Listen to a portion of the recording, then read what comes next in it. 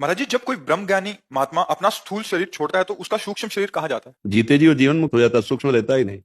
ब्रह्म ज्ञानी की बात है। स्थूल, सूक्ष्म और कारण तीनों शरीरों का राग त्याग करके स्वरूप बोध में स्थित हो गया, वो तो जीते जी जीवन मुक्त है। बस शरीर छूट के जो ये पंचभूत तत्व है अपने आप में मिल गए, वो ब्रह्म स्वरूप है, उसको कहीं आना जाना थोड़ी है। वो तो आकाश की तरह व्याप्त है, उसको किसी लोकांतर में जाना आना ये कुछ नहीं होता। उस परम ज्योतिष स्वरूप आत्म स्वरूप में, वो अपने ही स्वरूप में लीन, उसका कहीं आना जाना नहीं होता। बस धातुएं धातुएं में मिल गई, वो धातु थोड़ी हो, तो परमात्मा ब्रह्म स्वरूप है। जब ब्रह्म का बोध का मतलब अपने स्वरूप का बोध हो जाना, और उसमें तीन शरीरों का त्याग होता है, स्थूल शरीर, सूक्ष्म शरीर, कारण शरीर। जब कोई चिंतन ही न रह जाए, न सत न असत चिंतन, तो जो बचा वो अपना स्वरूप है।